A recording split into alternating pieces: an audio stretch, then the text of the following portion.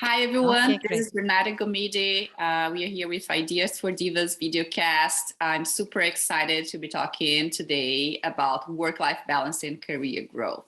So we have here Ioana Lupu. She is an associate professor at the ESSEC Business School France. She is specialized in overwork, work compulsion in performance measurement and knowledge-intensive settings such as audit, consultant, and law firms.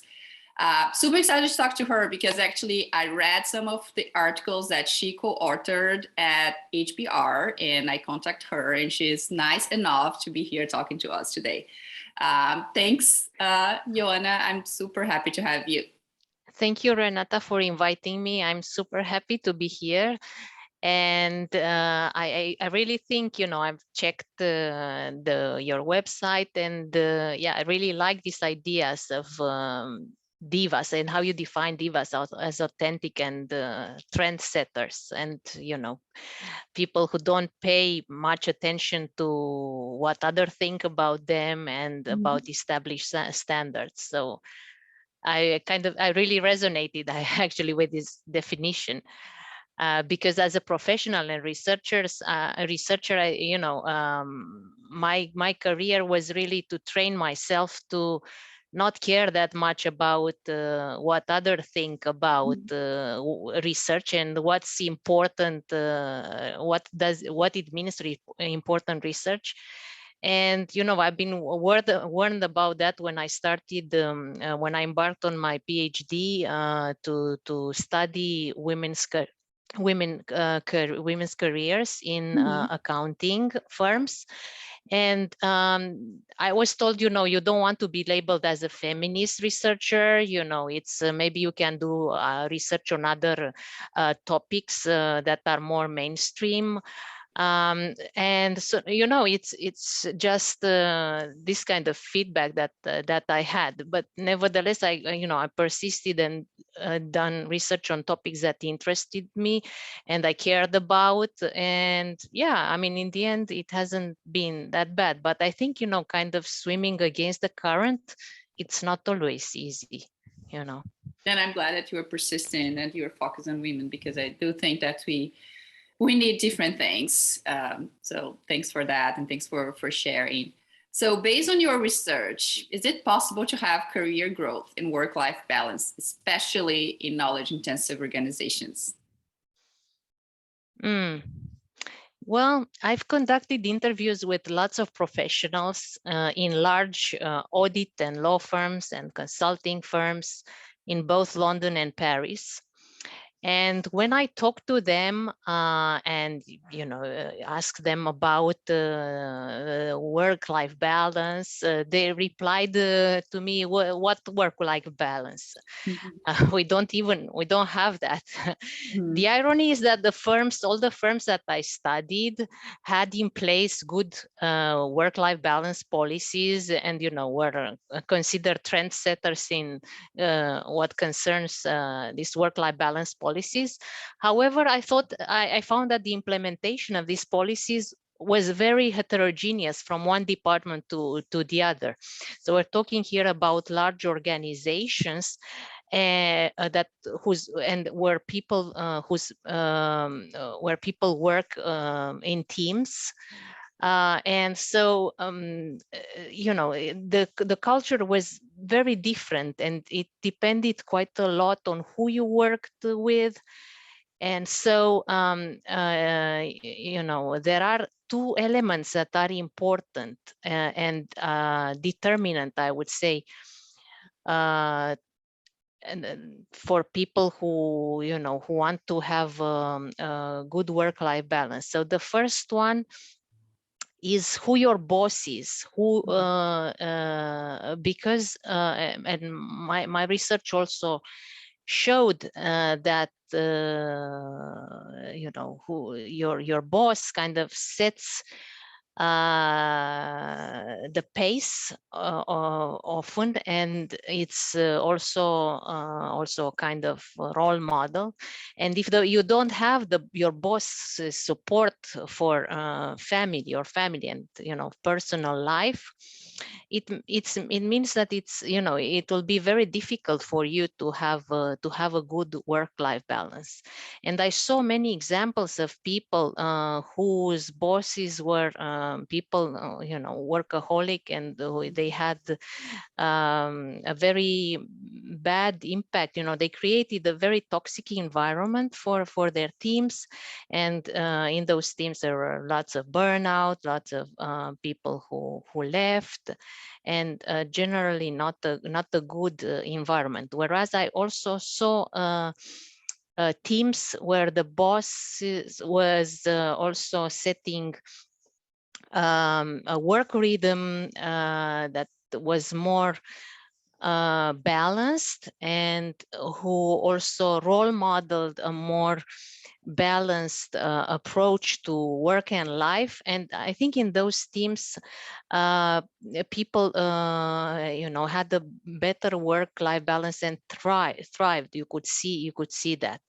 So I think in order, this is important, you know, who you are working with, who is your boss, and, you know, also the team, and what kind of role model sets, and what kind of rhythm your boss sets related to work, and what approach they have related to work-life balance. And I think, you know, a second element that I saw that it was very important is people's perception of the control over their schedules. And many people, you know, they didn't feel, especially in lower when juniors, they didn't feel that they had a good control over a number of elements, over the timing of their work, the number of hours they work, the location of their work. And I think, you know, this lack of control was very difficult, I think, to take. And whereas I could see that sometimes at higher levels in the hierarchy, people had a more control over their schedules. And then, you know, because of this control, the number of hours tended to, you know, to not matter that much. Of course, they were working long hours, but because of this perception of control over their schedules, they felt more empowered, and they had this sense of autonomy, and so a much better you know, overall a much, you know, they were happier with their work-life balance. So I would say that there are these two important elements. So the first one, you know, who your boss is, and your team. And the second one, to try to gain this control over your schedule. And this would really be two main elements to manage to have both, I think, career growth and work-life balance in these knowledge intensive organizations. Yeah, no, that makes sense. I work in a global consulting firm, and everything that you're saying resonates, because we work from project to project. So we change bosses very often. And then life changes based on that. I'm a big proponent of work-life balance. So I have a blog about that. I try to do a bunch of events in my organization and to empower people who are younger, just starting their careers. They feel that they need to work out the hours and be like really up to respond any emails whenever. So yeah, really trying to help them, at least the ones I work with. Just quick question before we move to the next question, like follow-up question on this one. You're talking about like there are some good bosses who they care about work-life balance, and the ones who are workaholics and they want everybody to be working around the clock. Yeah. Is there a way to help those bad bosses to become good bosses, or we should just like get away from those and try to find the good ones? I think, you know, changing people, it's quite difficult because well, people have to be motivated to change, and I think that, well, organizations could do something about it, could maybe, you know, intervene, and, you know, they could talk to these people. They could try to reason them, maybe to train them in soft skills, because these people are often, you know, very technical, very commercially driven people, but lack really these soft skills, sometimes probably also a bit of empathy. That may be also more, you know, structural, more person related to personality, so more difficult to change. But that could be, you know, companies, I think, and firms could have, by building maybe in the performance evaluation for these people, building some KPIs related to team development, or, you know, more softer skills, could inside these people. I mean, if they don't they don't have this internal driven, they are not really internally driven, and, you know, their personality is not this kind of empathy towards more empathy and more like work-life balance. They could be, you know, externally motivated to really, I think, act in ways that foster more work-life balance and empowerment for their teams in this way. Yeah, no, I love this idea. I wish this could be implemented. I know that some of those organizations are focused way more on the commercial side and the numbers. Yeah. And those people are usually driving the numbers. So it's Yeah. tough. Yes, for sure. Yes. Yeah. Cool. So I'm in Silicon Valley, and here we are surrounded by those overachievers. So people work full time and they claim that they have a successful career, and then on the side they create a startup, and on the weekends they are running ultra marathons. So in this context, what is your recommendation to prioritize work-life balance and well-being?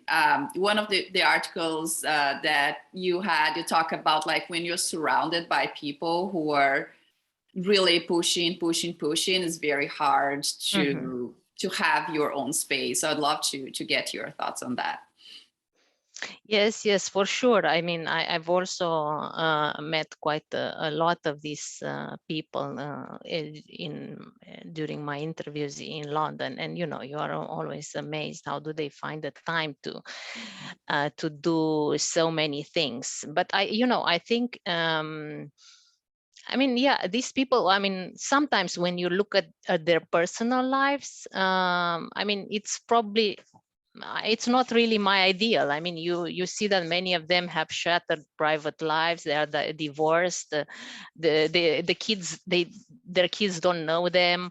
So yeah, they are a great and inspiring example, and we see many of these people like Jeff Bezos and all of these wonderful people that we read about, and who brag that how they work 100-hour weeks.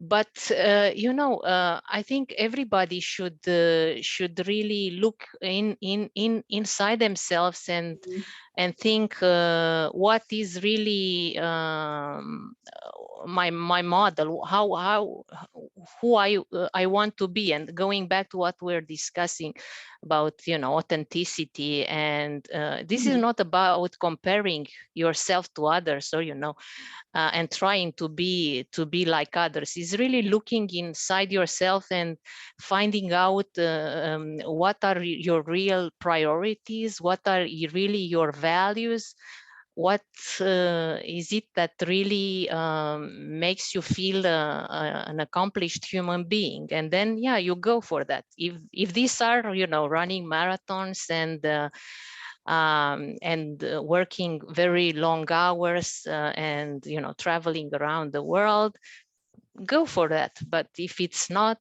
I wouldn't, advise to try to emulate these people. Yeah, no, I love that. It's really based on how you define success, and should be what you define, how you define success for yourself, not based on what is around you. And I know it's hard, especially for younger generations. I talk to people and it's very hard for them to kind of establish themselves as like, oh, everybody's working all the hours, everybody's doing all these other things. And I feel that I'm behind. Here, even we have like, we talk about FOMO, fear of missing out. Yes. That is very, for sure. like, for sure. Yes. in the air all the time. So you have to be like really in tune with yourself to not go into that trap.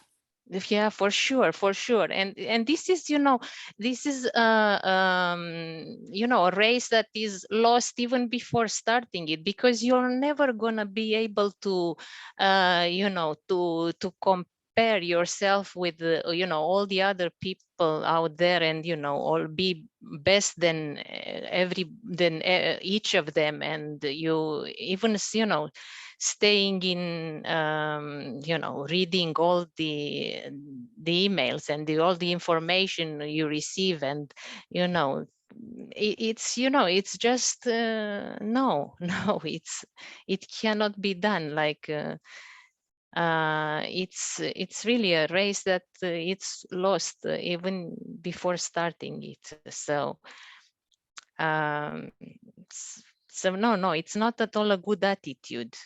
And it's something that can only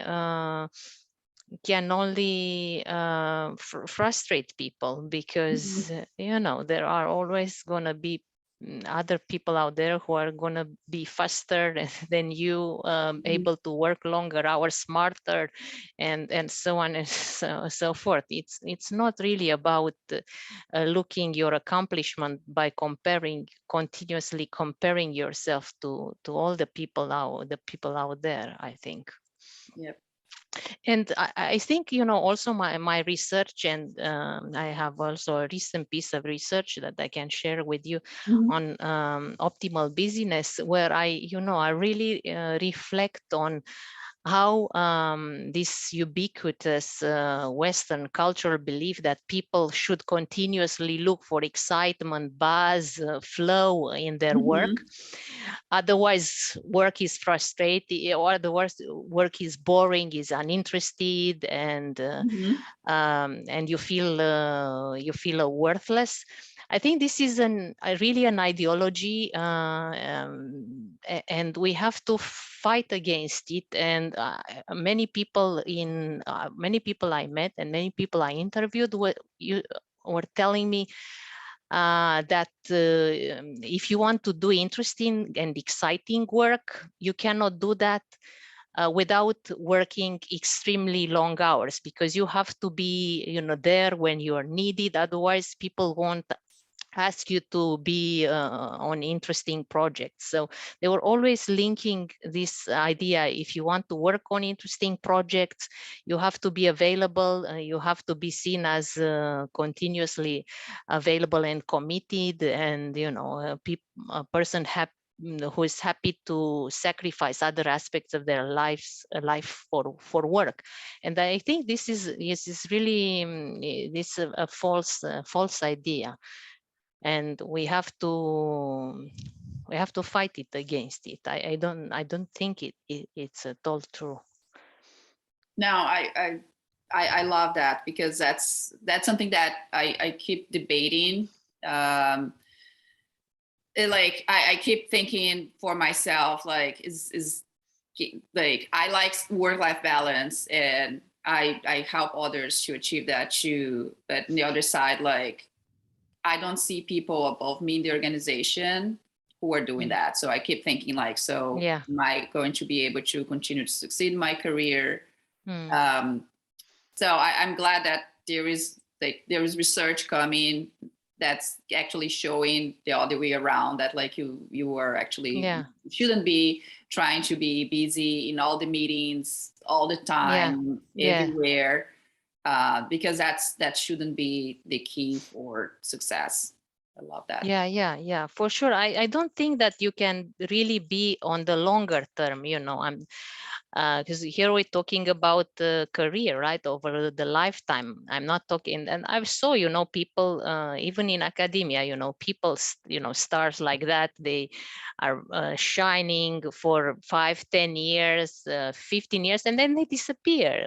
It's like I think we need to have I think sustainable careers where we can be creative and productive over a longer period of time, because now I mean we are working, we have to work longer and longer. It's as it is, especially in Europe where the population is getting older. So I think in order to work like that, and I would like to go back to what somebody was saying to me, a person that I met at the beginning of my doctoral research. She used to work in a large, in a big four firm. And then she created her own accounting firm when she quit after a career in that big firm for about 20 years. And she was saying to me, all my life, almost all my life, all my career, I've worked 4 days a week. So it was tough at the beginning. I was the first one in that big four firm who worked part-time. It wasn't unheard back then to work part-time. So it was unheard, at that point, to work part-time.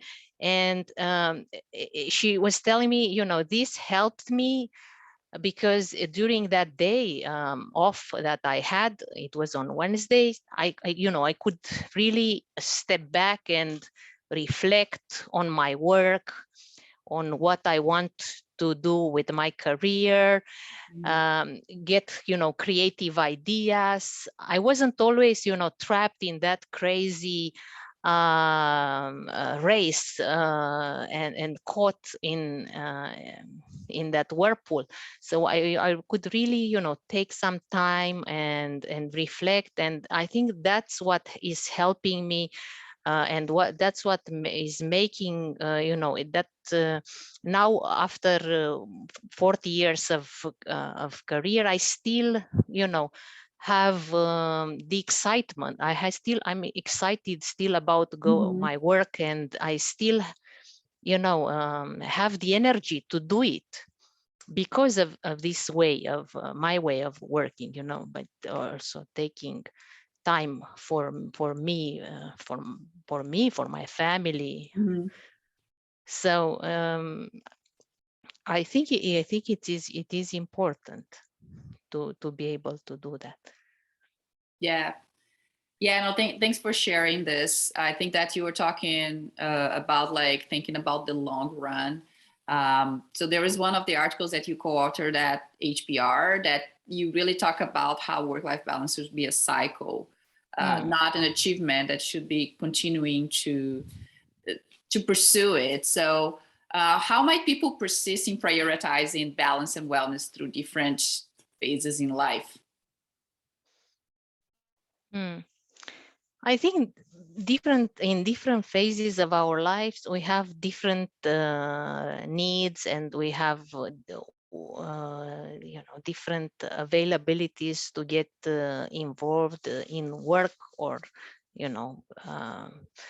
so I think it is important to be able to and also going back to this previous example that I gave, a first step that we were mentioning in that HBR article was to pause and denormalize long hours. And you just mentioned how widespread this these long working hours, and the acceptance of it is in these knowledge intensive firms. So it is important, I think, to always try to go against the current and, you know, denormalize long hours. You don't tell yourself that they are not unavoidable, and you will be able, you have to be able to find a solution, because, you know, where there is a will, there is a way.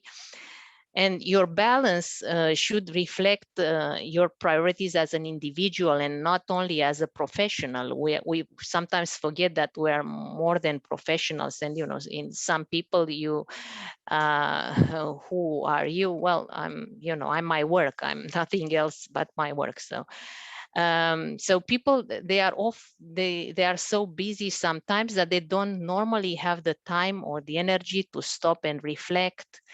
They really let themselves carried by the flow. And I, you know, could hear that in my interviews when people were telling me, oh, I've never thought about these issues. We don't generally have the time to sit and reflect about what we are doing, why we are doing it. So it's really important to in all the phases of life to have these pauses and, you know, to continuously, I think, denormalize long working hours, especially if you're working in these kinds of environments. And also another thing is also to pay attention to your emotions. I think our emotions tell us a lot about what's happening inside us and under the radar, because I was saying, well, you don't have the time to reflect, but things really happen inside. So once it's really important to have this first step of increasing awareness about your current situation, examining how that situation makes you feel. We're talking, I think, in the article about emotional reflexivity. That is the capacity to recognize how a situation is making you feel, and awareness of that emotional state is essential in order to determine the changes you want to make in your work and also in your life. Because emotions also are resources to enhance reflexivity, and I saw also quite often in the narratives of the people I interviewed, that when I asked them to tell me about the turning points in their careers, there were these turning points were animated by this kind of high emotional energy. There were sometimes, you know, moments that were a bit traumatic. So it was really, you know, it's really important to not gloss over these turning moments, and to, you know, to take the time to learn from them, try to reconnect with the emotions and use them as resources to learn more about yourself and what are your priorities. Yeah, that's awesome. So normalize the long hours, pay attention to your emotions. That's the way to go. Thank you, Ioana. This has been amazing, super informative. Thanks for your time again. And for those watching, if you like this, please share with someone you like and subscribe for the Ideas for Divas videocast. Thank you. Thank you very much, Renata. Bye, everybody.